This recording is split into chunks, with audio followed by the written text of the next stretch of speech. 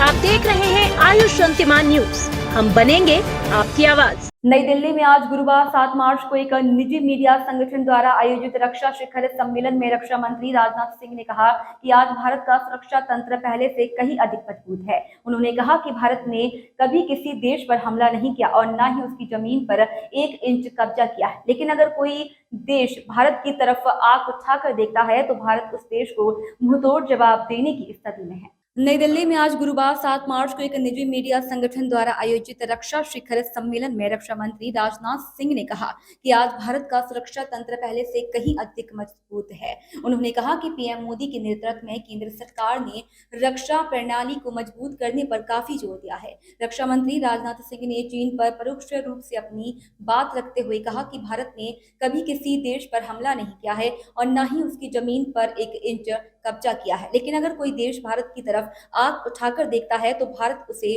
देश को मुंहतोड़ जवाब देने की स्थिति में है। उन्होंने कहा कि देश की रक्षा प्रणाली को एक नई ऊर्जा प्रेरित होकर संचालित हो रही है। इसके परिणाम स्वरूप भारत एक मजबूत और आत्मनिर्भर सेना के साथ वैश्विक मंच पर एक शक्तिशाली राष्ट्र के रूप में उभरा है। आज केंद्र में एक शक्तिशाली नेतृत्व के कारण हमारी सेनाओं में दृढ़ इच्छा शक्ति है। हम जवानों का मनोबल ऊंचा रखने की दिशा में लगातार काम कर रहे हैं। वे भारत पर बुरी नजर डालने वाले किसी भी व्यक्ति को मुंहतोड़ जवाब देने के लिए सुसज्ज, सक्षम और तैयार हैं। उन्होंने इस बात पर भी जोर दिया कि सरकार सेवारत और सेवानिवृत्त कर्मियों की बेहतरी के लिए लगातार काम कर रही है। सशस्त्र बलों को नवीनतम आधुनिक हथियारों, प्लेटफॉर्मों के साथ आधुनिक बनाया जा रहा है। हमने बहादुरों के बलिदान का सम्मान करने के लिए नई दिल्ली में राष्ट्रीय युद्ध स्मारक की स्थापना की। इसके अलावा हमने 1 रैंक 1 पेंशन योजना लागू की, जो पूर्व सैनिकों की लंबे समय से लंबित मांग थी। श्रीराम इंदौरिया की रिपोर्ट।